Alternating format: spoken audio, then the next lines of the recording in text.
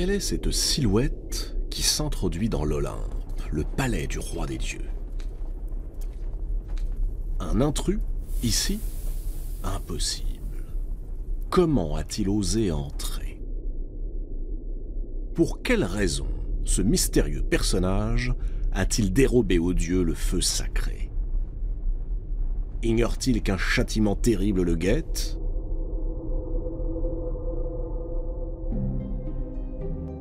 Tout a commencé il y a bien longtemps. Souvenez-vous. Au début des temps était le chaos. Puis vint... Parmi les titans se trouve Japet. Japet s'est choisi une épouse, Clymène. Ensemble, ils ont 4 enfants.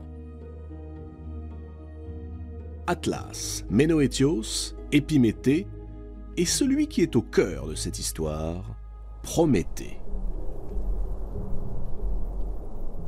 À la différence de son frère Épiméthée, dont le nom signifie celui qui réfléchit après coup, Prométhée est le prévoyant, celui qui pressent les événements avant qu'ils ne surviennent. Cette qualité rare va lui être d'une grande utilité.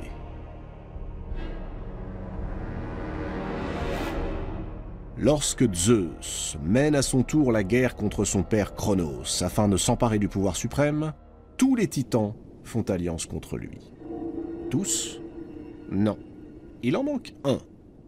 C'est Prométhée. Son nom ne signifie-t-il pas celui qui pense avant d'agir? Prométhée a prévu que c'est Zeus qui sortirait vainqueur de ce conflit. Alors, tout naturellement, il propose ses services au futur roi de l'Olympe et persuade son frère Épiméthée d'en faire autant. Dans cet embrasement qui s'annonce, Prométhée apporte au jeune Zeus ce qui lui manque, la force, l'astuce et la ruse propres à la génération des titans. La terrible guerre commence, la titanomachie. Comme Prométhée l'avait pressenti, Zeus l'emporte, et le monde entre dans une période apaisée. Fini les combats, les prouesses et les actions d'éclat. Désormais, les jours succèdent aux jours et se ressemblent. Et dans ce calme trop parfait, les dieux commencent à s'ennuyer. Plus de guerre, personne à rendre heureux ni à faire souffrir. Rien. Alors, lassé, Zeus se tourne vers son fils Héphaïstos, le dieu des forges, celui qui façonne les armes et les attributs des divinités de l'Olympe. Il lui demande de fabriquer autre chose que tous ces objets stériles, quelque chose d'exceptionnel, d'unique, quelque chose qui pourrait distraire les dieux. Héphaïstos réfléchit. Exceptionnel, unique, facile à dire, mais quoi? Héphaïstos médite longuement, et il lui vient une idée. Il convoque dans son atelier les 12 grands dieux qui résident sur l'Olympe, et leur explique ce qu'il attend d'eux. Mélanger la terre et le feu, ainsi que toutes les substances susceptibles de se combiner. Avec ces éléments primordiaux, ils façonneront des êtres vivants. Certains auront des nageoires, des pattes, des carapaces. On les appellera les animaux. D'autres seront exactement à l'image des dieux. On les appellera les hommes. Et il n'y aura que des mâles. Voilà qui peut rompre l'ennui des dieux.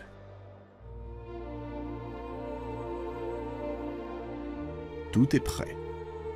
Il ne reste qu'à décider des qualités qui seront attribuées aux uns et aux autres, les animaux et les hommes.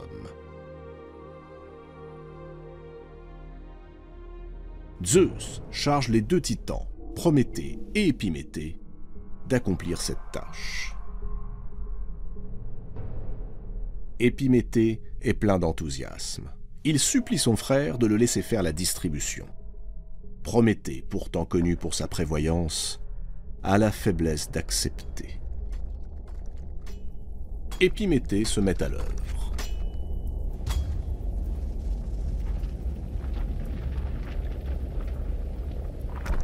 Il dote les uns de la force, les autres de la vitesse. Il offre à certains de longs poils qui les protégeront des intempéries, chausse les autres de sabots, attribue encore à d'autres un cuir massif. Une fois son travail accompli, il se redresse et se frotte les mains. Mais, et les hommes? Dans son empressement, Épiméthée a complètement oublié les hommes.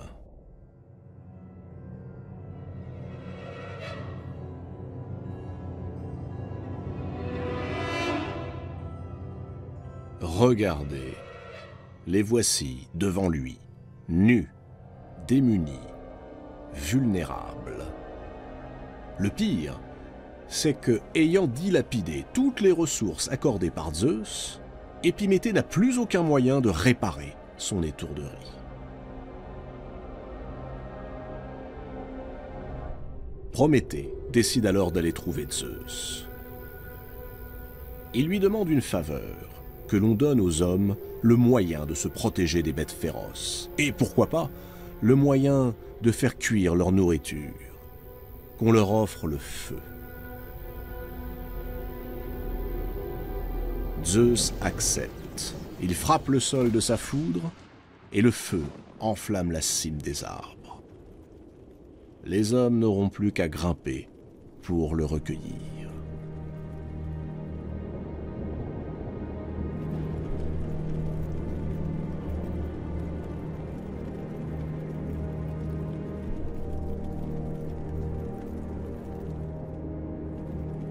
Ce fut l'âge d'or. La vie des hommes est paisible. Elle est même plutôt heureuse, puisque le travail n'existe pas plus que les saisons ou les maladies. Le blé pousse naturellement sans qu'il soit besoin de le semer. Régulièrement, hommes et dieux se retrouvent pour de somptueux festins. L'existence s'écoule sans le moindre souci. Ce pourrait être le paradis.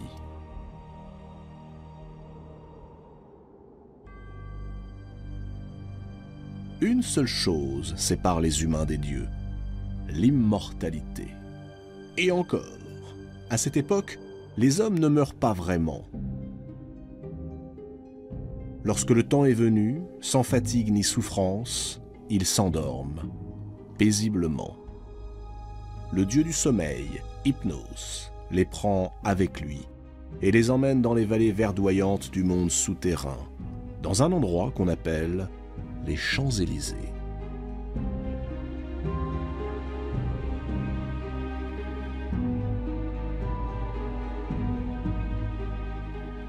Mais voilà qu'un jour, Zeus est lassé de partager sa vie avec les humains sur un pied d'égalité, de se retrouver assis à la même table qu'eux, de les voir participer aux mêmes assemblées. Il est temps, songe-t-il, d'attribuer aux hommes une place précise dans l'univers. Il est temps de mettre un peu d'ordre dans tout ça. Zeus au sommet, les dieux un cran au-dessous, et les hommes tout en bas.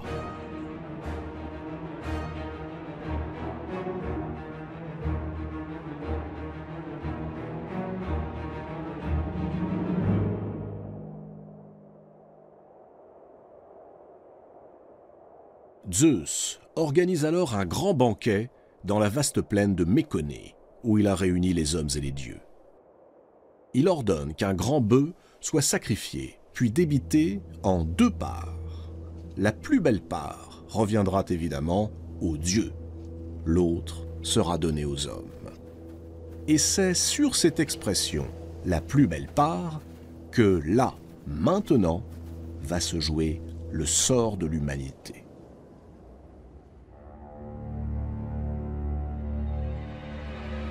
Tous les dieux approuvent la décision de Zeus, sauf Prométhée. Prométhée n'apprécie pas du tout ces nouvelles règles. Il redoute surtout que soient retirés aux hommes les bienfaits dont il les a comblés. Zeus le charge de procéder au sacrifice et à la répartition. Prométhée s'empresse d'accepter, car il vient de prendre sa décision. Il va berner Zeus. Prométhée sacrifie l'animal. Il commence par le dénuder entièrement. Puis il rassemble les os, uniquement les os, et les recouvre d'une appétissante couche de graisse.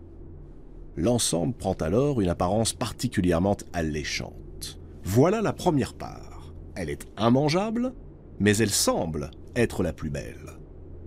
Ensuite, Prométhée récupère les viandes, tout ce qui est bon et comestible, mais il les dissimule sous un amoncellement d'os et de peau visqueuse. Cette seconde part a l'air repoussante. Prométhée présente les deux parts à Zeus. Suivant le choix de ce dernier, se dessinera la frontière entre les hommes et les dieux. Zeus choisit évidemment la part qui lui semble la plus attrayante, celle que Prométhée a recouverte de graisse appétissante. Mais lorsqu'il découvre qu'elle ne contient que des os blancs immangeables, il laisse éclater sa fureur. Puisque c'est ainsi, ce sont les hommes, les protégés de ce roublard de Prométhée, qui vont payer.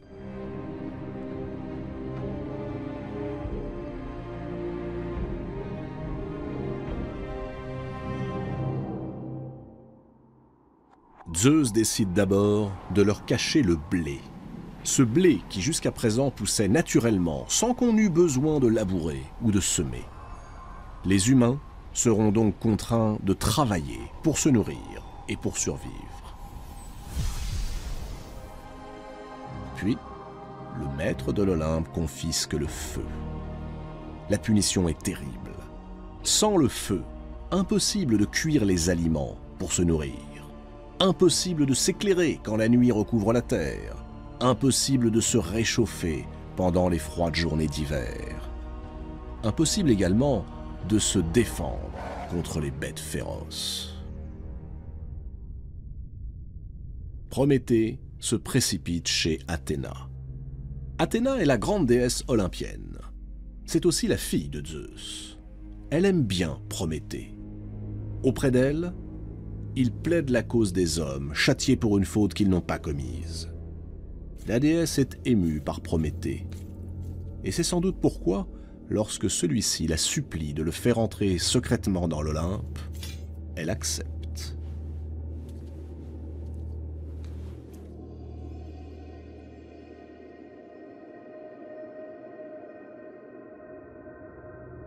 C'est donc lui, Prométhée, que nous avons vu s'introduire le plus discrètement possible dans l'enceinte des dieux. C'est lui qui a dérobé un morceau de braise au feu sacré de l'Olympe et l'a glissé dans la tige creuse d'un fenouil. Lui, Prométhée, va offrir le feu aux hommes. Ce nouveau défi au roi de l'Olympe ne peut rester impuni.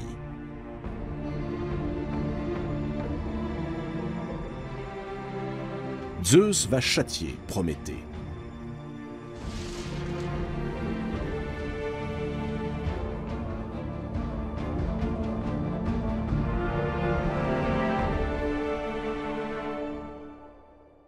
Il convoque à nouveau son fils Héphaïstos.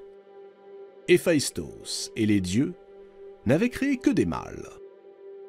Zeus lui intime l'ordre de forger une femme. Une femme en argile. Une femme à l'image des déesses. Il faut qu'elle soit non seulement magnifique, époustouflante de beauté, mais dotée de toutes les qualités. Aphrodite lui confère la grâce. Athéna, la part des plus beaux vêtements. Les heures, la couronne de fleurs.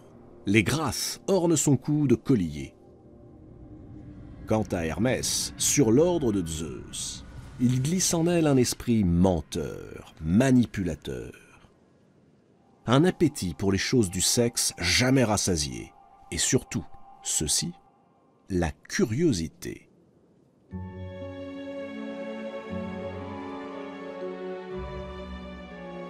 on lui donne le nom de Pandore. Pandore, ce qui signifie don de tous les dieux. La fatale merveille est maintenant prête. D'un souffle, Zeus lui donne la vie.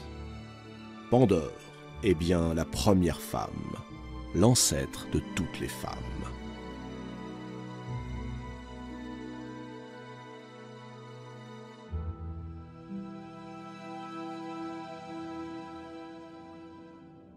Mais Pandore, c'est surtout le feu que Zeus va introduire auprès des hommes sans qu'il soit besoin d'allumer une flamme. Feu voleur, répondant au feu volé par Prométhée. Il suffit de la glisser dans le lit d'un homme. Mais pas n'importe lequel. Un homme qui réfléchit après coup. Ce sera Épiméthée, celui qui comprend quand il est déjà trop tard. Celui qui nous ressemble le plus, en somme. Celui qui fait sans cesse des plans, alors même que le cours des choses se révèle contraire à ses prévisions. Si l'on veut faire rire les dieux, parlons-leur de nos projets. Hermès se rend auprès d'Épiméthée. Il lui fait don de la sublime créature. Épiméthée hésite. Son frère, Prométhée, l'a adjuré de refuser tous les présents qui viendraient de Zeus. Car Prométhée sait, à la différence de son frère, il pressent, il prévoit. Mais, ébloui par la beauté de Pandore, le malheureux Épiméthée l'accueille à bras ouverts. Détail des plus importants. Avant que Pandore ne se rende sur Terre, Zeus lui a remis une boîte. Une magnifique boîte ornée de parures superbes. Dans cette boîte, chaque dieu a glissé un élément néfaste et pernicieux. Dans cette boîte sont donc concentrés tous les maux de l'univers. La faim, la soif, les maladies, la mort. Zeus a évidemment recommandé à Pandore de n'ouvrir la boîte sous aucun prétexte. C'est exactement ce qu'il faut lui dire pour attiser sa curiosité. Le soir même de ses noces avec Épiméthée, ne pouvant plus résister à la terrible tentation de savoir ce que contient la boîte, Pandore se glisse hors du lit et soulève le couvercle. Aussitôt jaillissent tous les malheurs, toutes les misères du monde, tout ce qui affligera la vie des humains jusqu'à la fin des temps. Et Zeus a rendu ces mots invisibles, silencieux, de sorte qu'ils puissent frapper les hommes à l'improviste et que ces derniers n'aient pas le temps de trouver la parade. Mais plus grave encore, le mal se mêle aux bienfaits dont les dieux avaient jadis comblé les hommes, de sorte qu'on ne peut plus désormais le reconnaître ni l'identifier. Épouvanté, Pandore referme aussitôt le couvercle de la boîte. Mais c'est trop tard. Prométhée avait trompé Zeus en faisant l'apparence des choses contraires à leur intérieur. Les os blancs masqués par la graisse, le vol du feu caché dans la tige d'un fenouil. Eh bien Pandore est la réponse du roi des dieux à cette inversion des choses. Il a caché, sous l'allure magnifique de Pandore, les pires fléaux.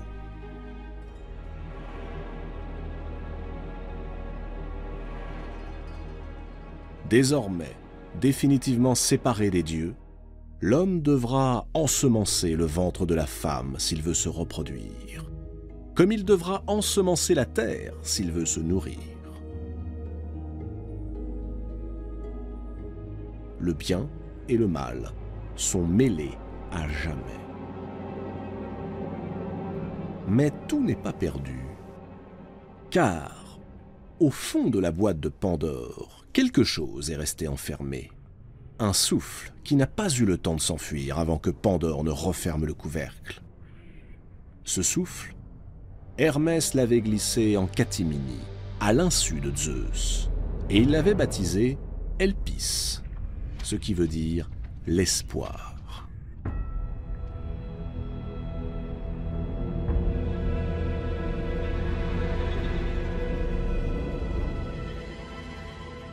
Ainsi, dans les pires tragédies, les humains continueront-ils de croire et d'espérer.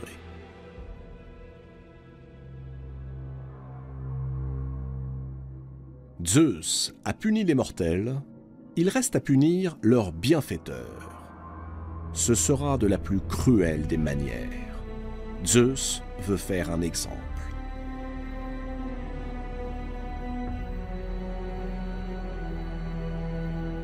Il fait enchaîner Prométhée à un rocher, quelque part sur un sommet du Caucase, entre la mer Noire et la mer Caspienne.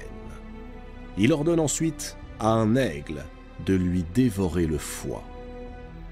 Le foie, symbole de ce morceau de choix que Prométhée avait voulu pour les hommes.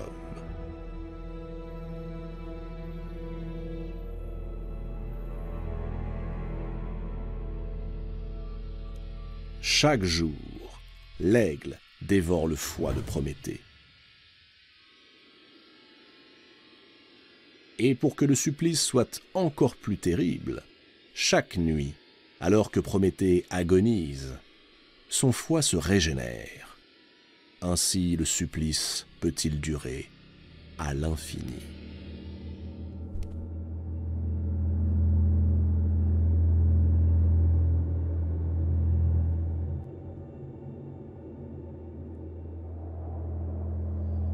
Prométhée accepte la sentence de Zeus. Au lieu de geindre, au lieu de se plaindre, il continue de défier son bourreau. En vérité, Prométhée détient un secret.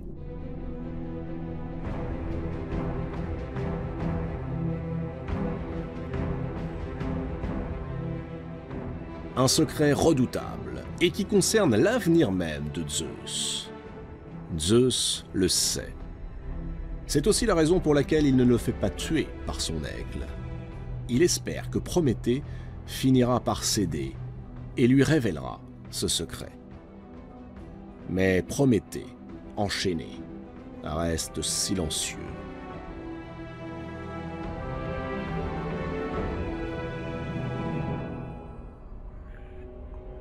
Si Zeus veut savoir, il devra d'abord le libérer.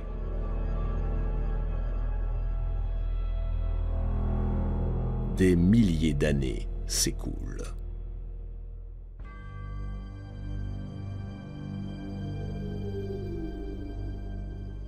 Sur Terre, dieux, demi-dieux et même simples mortels ont accompli de grands exploits. Et chaque fois, Zeus a pu sauver son trône quand il était menacé. Mais il lui faut savoir quel secret le concernant Prométhée refuse de lui livrer. Alors, le maître de l'Olympe finit par plier. Il envoie le plus puissant de tous ses fils mortels libérer Prométhée. Héraclès tue l'aigle d'une flèche en plein cœur et il rompt les chaînes de Prométhée. Le Titan honore sa promesse et révèle à Zeus le secret dont il est détenteur. Si Zeus vient à épouser Thétis, cette nymphe des mers dont il est tombé si passionnément amoureux, alors elle mettra au monde un fils plus puissant que son père, et qui le détrônera. Zeus, aussitôt, met fin à son entreprise amoureuse et impose à Thétis de s'unir avec un mortel. Prométhée est donc le dieu qui protégea les hommes. Il est aussi la figure du rebelle, du révolté. Celui qui nous dit que la contestation du pouvoir est honorable, parfois même nécessaire. Mais il est aussi celui qui nous dit que décider de l'ordre en lui-même est une erreur. Dans sa grande prévoyance, cette pensée avait échappé à Prométhée.